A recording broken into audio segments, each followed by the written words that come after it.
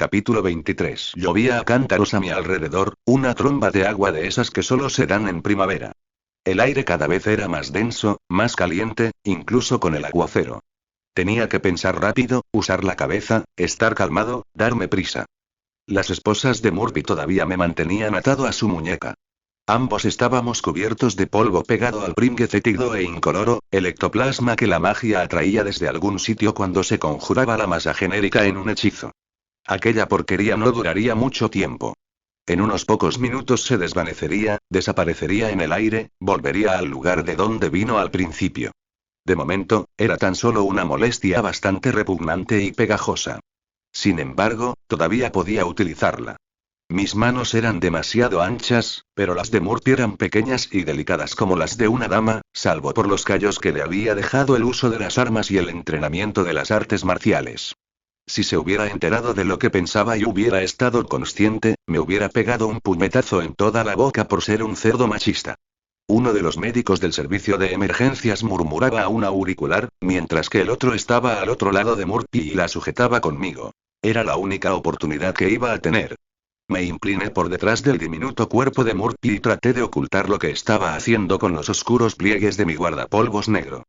Le cogí la mano, le apreté los dedos flácidos y pegajosos e intenté deslizar hacia afuera el aro de acero de las esposas. Le desgarré un poco la piel y se quejó mucho, pero me las arreglé para liberarme de su muñeca justo cuando el médico y yo la sentamos en el bordillo cerca de la ambulancia. El otro médico corrió hasta la parte trasera, abrió la puerta y revolvió por allí dentro. Se oían sirenas, tanto de coches de policía como de bomberos, que se acercaban por todas direcciones. Nada es sencillo cuando estoy cerca. La han envenenado, le dije al médico de emergencias. La herida está en la parte superior de su brazo derecho o en el hombro. Creo que es una dosis masiva de veneno de escorpión marrón. Deberían haber un antídoto disponible por algún sitio. Le hará falta un torniquete y, amigo, protestó el médico molesto, sé hacer mi trabajo. ¿Qué demonios ha ocurrido ahí?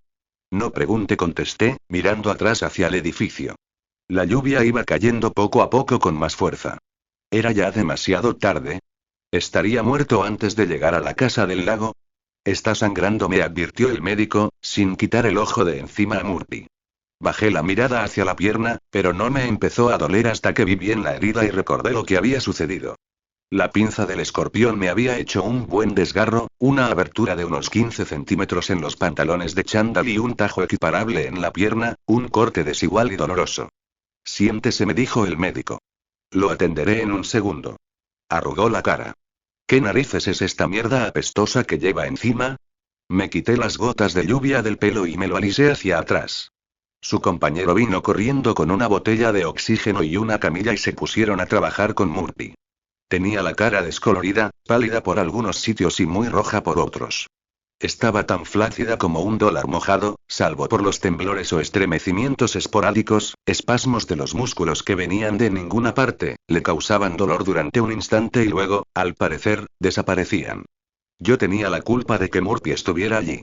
Había decidido ocultarle información, lo que le había obligado a tomar una acción directa: registrar mi oficina.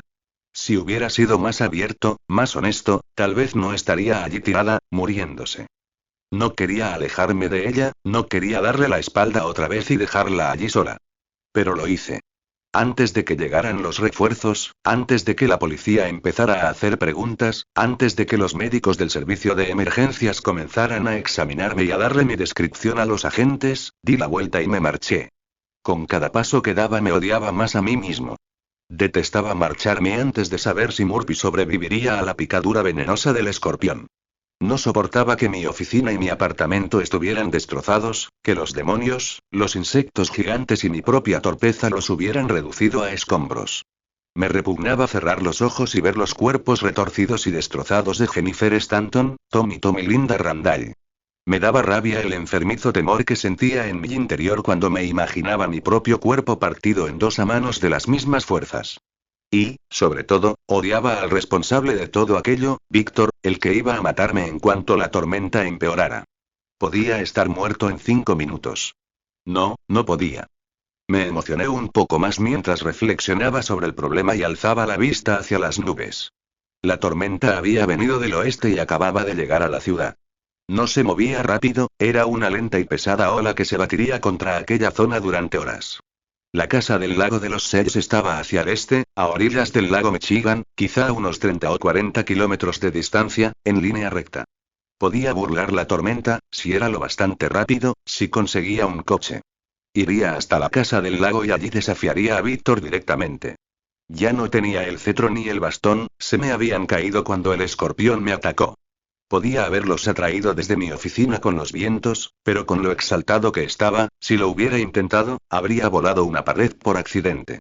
No tenía ganas de que me aplastaran los cientos de kilos de ladrillos que, gracias a la fuerza de mi magia y mi furia, saldrían por los aires dirigidos hacia mi mano extendida.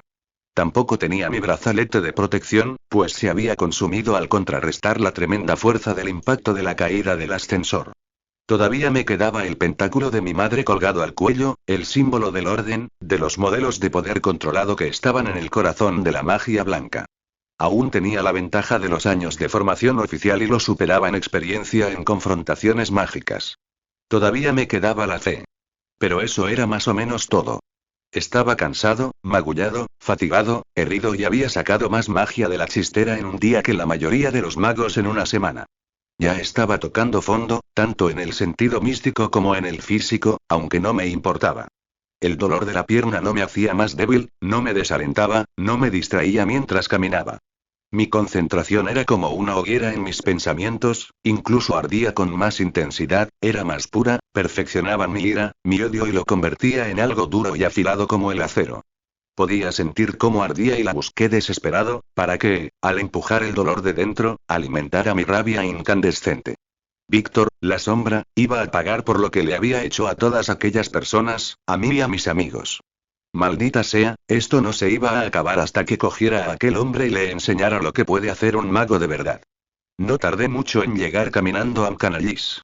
Atravesé la puerta con un estruendo de piernas largas, lluvia, viento, un guardapolvos que se agitaba y unos ojos llenos de rabia. El local estaba abarrotado. La gente ocupaba cada uno de las 13 taburetes, cada una de las 13 sillas y se apoyaban en cada una de las 13 columnas. El humo de pipa se acumulaba en una nube que se dispersaba gracias a las aspas de los ventiladores de techo que rotaban lánguidamente. Había una luz tenue, las velas ardían sobre las mesas y en apliques en las paredes, a lo que se le añadía un poco de la luz gris de la tormenta que se filtraba por la ventana. Aquella iluminación hacía que las tallas de las columnas parecieran imprecisas y misteriosas y cambiaba las sombras de un modo muy sutil. Todos los tableros de ajedrez de Mac estaban sobre las mesas, pero tenía la sensación de que los que jugaban y observaban las partidas intentaban despejar sus mentes de algo que las perturbaba. Todos se giraron para mirarme cuando entré por la puerta y bajé los escalones, goteando agua y un poco de sangre sobre el suelo.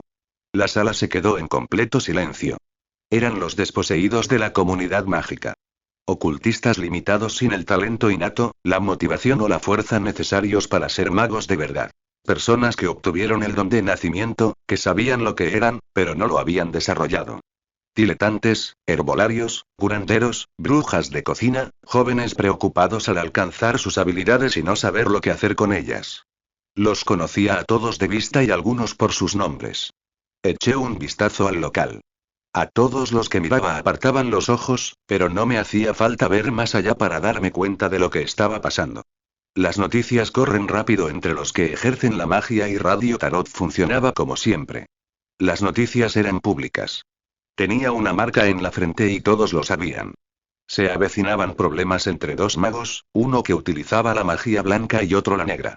Todos habían ido hasta allí, al refugio que ofrecían los sinuosos espacios y las configuraciones negativas de las mesas y las columnas de Mcanalis. Habían ido hasta allí para guarecerse hasta que todo hubiera acabado. No obstante, a mí no me servía como escondite. Mcanalis no podía protegerme contra un hechizo dirigido con tanta fuerza. Era un paraguas, no un refugio antibombas. No escaparía de lo que Víctor me iba a hacer a menos que huyera al mismo mundo fantástico y para mí era mucho menos peligroso, en cierto modo, que quedarme en el bar de Mac. Me quedé allí de pie durante un rato, pero sin decir nada. Aquella gente eran colegas, amigos ocasionales, pero no podía pedirles que vinieran conmigo. Pensara Víctor lo que pensara que era, tenía el poder de un mago de verdad y podía aplastar a cualquiera de aquellas personas como si fueran cucarachas. No estaban preparados para tratar con algo así. Mac, dije al final. Mi voz fue al silencio como un martillo sobre el cristal. Necesito que me prestes el coche. Mac no había dejado de sacarle brillo a la barra con un trapo blanco cuando entré. Tenía un aspecto demacrado, iba vestido con una camisa blanca y unos pantalones bombachos oscuros. Tampoco se detuvo cuando el local se quedó en silencio y no lo hizo cuando sacó las llaves de su bolsillo y me las tiró con una mano. Las cogí y dije: Gracias, Mac. Contestó. Me miró y luego dirigió la vista detrás de mí. Me tomé aquel gesto como la señal de advertencia que era y me di la vuelta. Hubo un relámpago en el exterior. Morgan estaba allí de pie, recortado contra la entrada al principio del pequeño tramo de escaleras, con su silueta negra en contraste con el cielo gris. Bajó las escaleras hacia mí, con un trueno pisándole los talones. La lluvia no había afectado mucho a su cabello castaño canoso, excepto porque le había rizado su coleta de guerrero. Pude ver la empuñadura de la espada que llevaba debajo de su abrigo negro, sobre la que había colocado una mano musculosa y llena de cicatrices. Harry Dresden dijo: Al final lo he averiguado. Utilizar las tormentas para matar es algo peligroso que solo se le ocurriría a un loco, pero tú eres el típico imbécil ambicioso que lo haría. Apretó la mandíbula. Toma asiento, me invitó mientras señalaba una mesa. Los que estaban allí sentados se marcharon enseguida. Vamos a quedarnos aquí, los dos. Me voy a asegurar de que no tengas ni una oportunidad de usar esta tormenta para hacer daño a nadie más. Me voy a cerciorar de que no vas a intentar recurrir a tus trucos hasta que el consejo decida tu destino. Aquellos ojos verdes brillaron llenos de adusta determinación y seguridad. Me lo quedé mirando. Me tragué mi cólera, las palabras que me hubiera gustado contestarle, el hechizo que me hubiera gustado usar para sacármelo de encima, y hablé con tacto. Morgan, sé quién es el asesino y ahora va detrás de mí. Si no voy a por él para detenerle, estoy bien muerto. La mirada de sus ojos se endureció y en estos vi un brillo de fanático. Lanzó 3 cortantes y pequeñas explosiones a modo de palabras. ¿Qué te sientes? Sacó la espada un par de centímetros de la vaina. Dejé caer los hombros y me giré hacia la mesa. Me recliné contra el respaldo de una de las sillas durante un momento para descansar un poco la pierna herida y aparté la silla de la mesa. Después la cogí, di media vuelta con ella para tomar velocidad y le di en todo el estómago al guardián. Morgan intentó retroceder, pero lo pillé desprevenido y lo golpeé con todo el peso de una de las sillas de madera hechas a mano de Mac. En la vida real una silla no se rompe cuando golpeas a alguien con ella como en las películas. Al contrario, el que se rompe es el tío al que le has dado. Morgan se inclinó hacia adelante y cayó sobre una mano y una rodilla. No me esperé a que se recuperara, sino que aproveché el momento en que la silla rebotaba en sus costillas para dar una vuelta entera en la otra dirección, levantar muy alto la silla y darle en la espalda.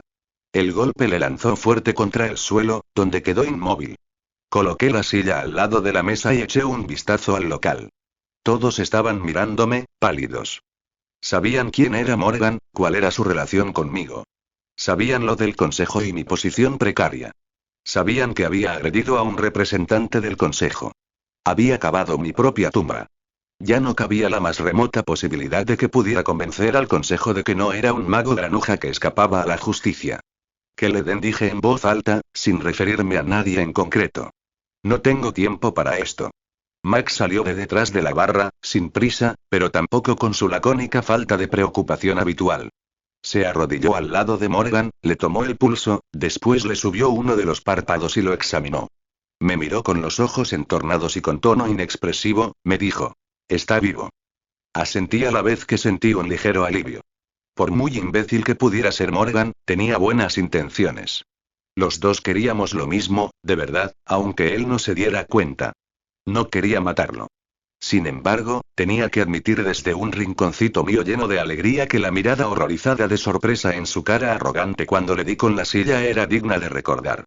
Max se agachó y recogió las llaves de donde se me habían caído cuando levanté la silla. No me había dado cuenta de que las había tirado. Mac me las alcanzó y dijo: El consejo se va a cabrear. Ya me encargo yo de eso.